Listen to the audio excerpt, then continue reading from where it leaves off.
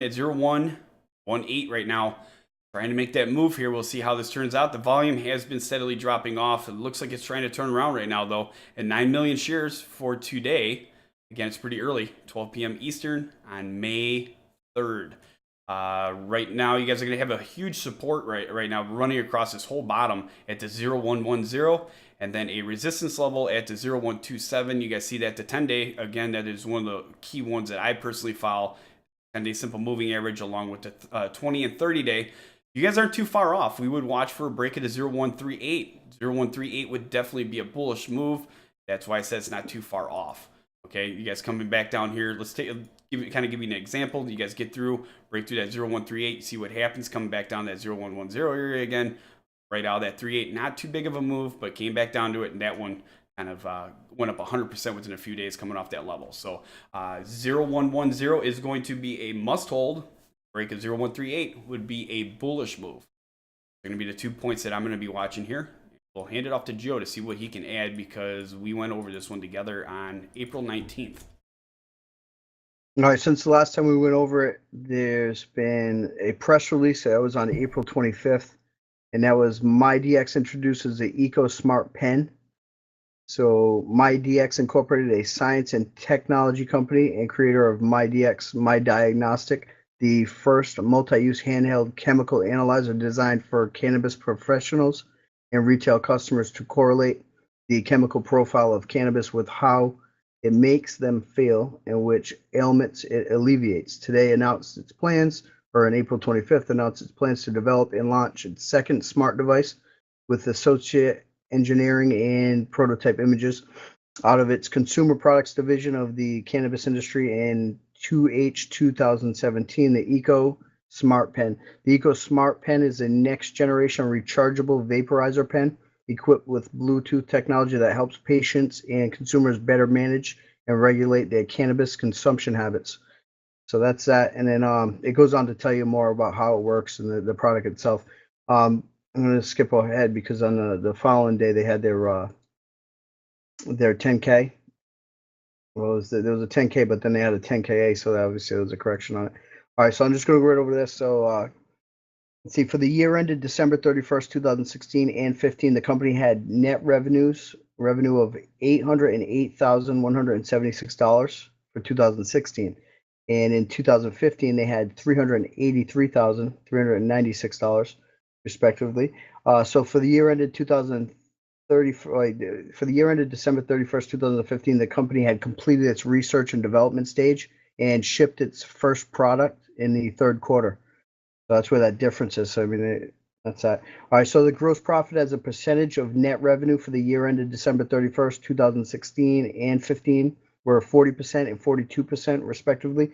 The gross margin was positively affected by the sale of test result data, licensing and tech transfer revenue, which had minimal related costs of goods. The effective gross margin for the product sales was 29%. This effective gross margin includes returns and allowances and discounts in approximately 8%. Excluding returns and allowances and discounts of gross profit, percentage was approximately 34%, which is below our expected normal gross margin of 50%. So operating expenses for the year ended December 31st, the company incurred operating expenses in the amount of $4,542,036 compared to $6,080,534 for the year ended December 31st, 2015. These operating expenses were composed of research and development costs, sales and marketing, and general and administrative expenses. The decreases mainly resulted from the decrease of general and administrative expenses and research development activities with the departure of certain independent contractors and officers of the company, which were partially offset by the increase in marketing expenses for our overseas territory development efforts in China. All right, so research and development. Let's see, research and development expenses primarily consist of engineering and product development incurred in the design, development, testing, and enhancement of our products. For the year ended December 31st, the company expended $686,095 for various research and development projects for hardware, database, software, and sensor development as compared to $1,694,521 for the year ended December 31st, 2015. The decrease of $1,008,426 or 60% resulted primarily from decreases of approximately 383,000 in salaries, wages and benefits, 367,000 in independent contractors, 261,000 in hardware product development samples and materials, and 164,000 in stock-based compensation, 60,000 in tooling charges, and 40,000 in product samples, and 34,000 in travel and entertainment expenses. The decreases were partially offset by increases of approximately 299,000 in employee recruitment fees and 330,000 in depreciation expense. So I mean, you can keep going on and on about the sales and everything else. It's all in here. It's basically right there in your face, right on page 3 and everything else. So you kind of scroll down and just go through it all. All right. So if you want to continue doing more due diligence on MyDx Incorporated, just go right over to the MyDx board on Investors Hangout. From there, you'll see the company profile, the time and sales, the recent news, the filings, the financials, the buy rating. And as always, if you have an opinion on the company, feel free to share it with the tens of thousands of like-minded investors that we have using the site daily by posting over there on that MyDx Incorporated board. That's right. That's what I'm looking at right now. This is going to be what Joe was taking a look at. Again, all your fingertips completely free. All you got to do is head over here to Investors Hangout, to the news for not only MyDx, but every stock that you follow. Just click on the news article, boom, right in front of you. Really simple to use and easy.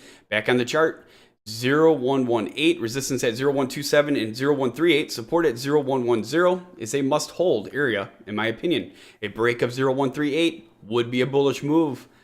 I personally think that this one might be setting up for a move here, guys, because of the way that's stabilized off that 0110. So we will definitely keep an eye on this one moving forward as well. If you follow the stock, make sure you hit that like and subscribe if you haven't already. Share this video with all other investors. The more you share it, the more it's requested, the more we cover it. Remember that. If you would like to participate in our next live show, you can do so at investorshangout.com/live.